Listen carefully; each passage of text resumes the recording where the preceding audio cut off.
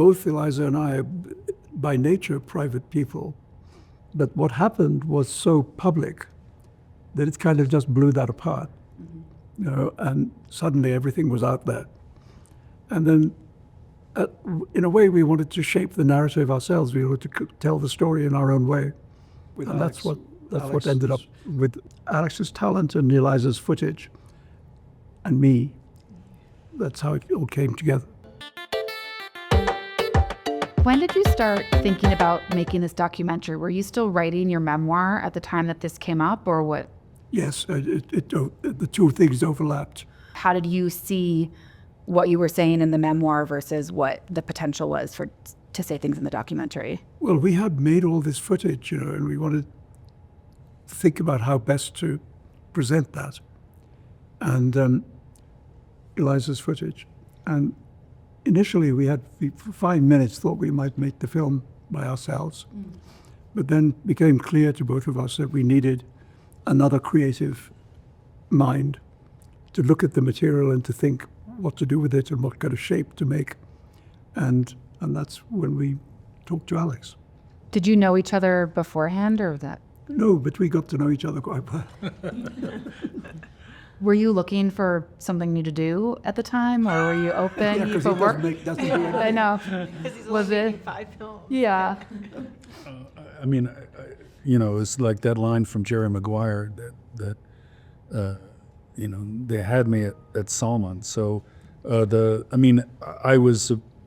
had watched with horror like everybody else when Salman was attacked. But then to hear and understand that Eliza had been videotaping the recovery from day 5 onward, it suddenly seemed to me what a great opportunity it would be to really make a film about recovery. And then I saw some of the footage, and we started talking about it and decided to go forward.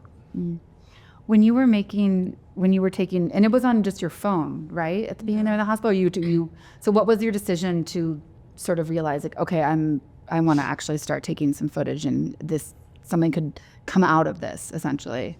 I think we wanted to kind of make a documentation or make it on the record.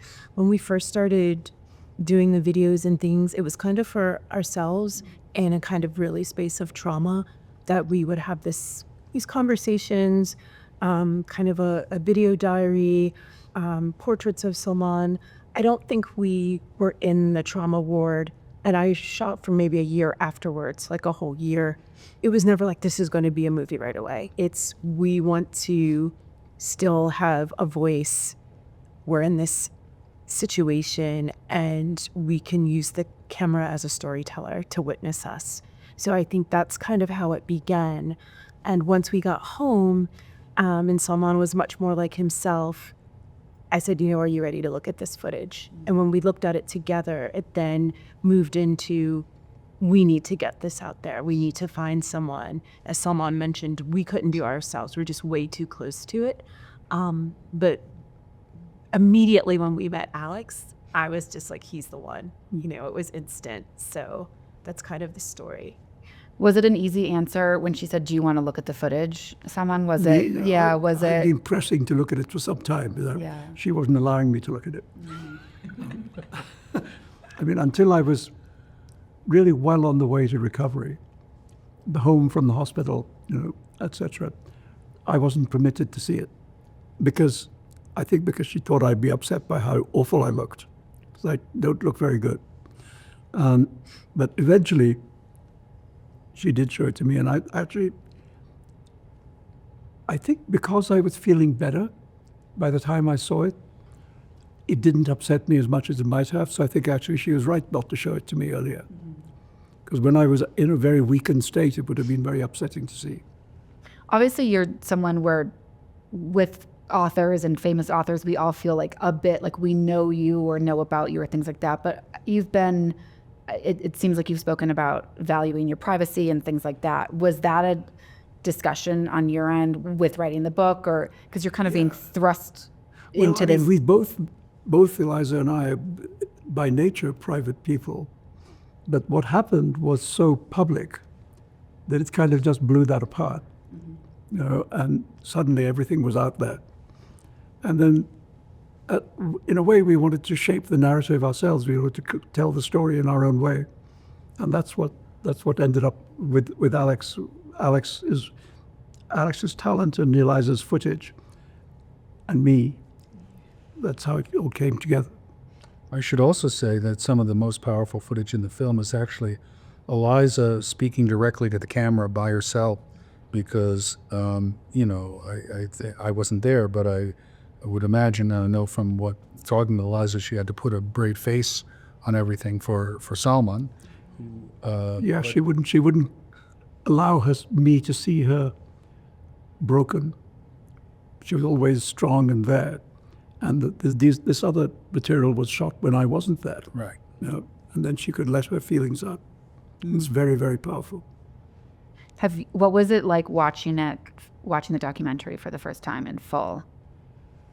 Well, we've seen it twice. We saw a rough assembly some time ago, and then we saw the finished film last week. And well, you know, it's two things. On the one hand, my kind of film buff head says this is a really well-made film, and personally, it's kind of hard to watch. Yeah, I'm sure. I feel like a lot of your work in documentaries especially can have sort of, not an activism that comes out of it, but there's sort of like a thing that people watch and people change their minds about something, or becomes a movement or things like that. But with this, did you start to form something that you wanted the audience to take from it? I don't know, perseverance or like, yeah, what? It's a hard question to answer, because you don't want to boil a film down to like, you should take away this, here's the message. But at the same time, I was really very much intrigued and drawn to this idea that Salman expresses in the memoir of going from an act of hate to a place of love. And that idea of recovery, while at the same time staying true to your principles. It seems to me it's a very personal but meaningful story for all of us in this difficult time that we're trying to live through. Not to give up our humanity, and indeed to embrace the love around us, but at the same time to be rigorous about staying true to our principles. So that was rattling around in my head as I was trying to make the film. And I figured that would be resonant for people. This is sort of a wide-spanning question, but do you think, what's your take, Salman, on whether it is harder or easier to remain true to our principles now versus as you've kind of watched the world this whole time? Are we worse off, or staying true to your principles? True to your principles is a choice. You know, you either do or you don't. And some of us don't. But I've tried to. From the experience of doing this film and writing the book, do you feel like have you gotten sort of everything you wanted to say about what happened, and is the chapter closed for you in that sense, in Well, regards to making art about it? Who knows if the chapter's closed, but what I think is that I've been able to deal with it to my satisfaction. You know, in these two projects, I think, okay, yes, you're quite right. I have no more to say on the subject. You know, whatever I have to say is in the book and it's in the film, and that's it. You know. Was it hard to write about other things while you were in the thick of writing the memoir and the movie? I couldn't write about anything else. Now can you? No, now I can. Yeah. Yeah, but it needed this work to be done first. And your memoir that just came out, yes. Did you sort of need to close any of these chapters too before you could work on that, or was this kind of all coming out at the same time? I think though, for me, it took me longer to write and process all of the things that happened. I don't really have closure. It's like there's immediate part of the grief and the trauma that the writing can help with. And then there's the kind of returning to normal life, quote unquote, dealing with, PTSD and different things. And so the art always helps. And so it keeps us all humanized in a way that I think is really important. So the writing helped me feel really humanized and connected, but I also, don't find myself returning to this. I think it will always be in me, but it won't be something that's so close where I couldn't write anything else but this, but I didn't want to write about this because then I had to accept that this was part of my life story, which I do now, but at first I just couldn't. Do you have a film or material you've worked on that has affected you most critically? It's always hard to answer that question, like what is the best or the most? I mean, you know, the films I work on them because they affect me strongly. And part of making the film is to reckon with that.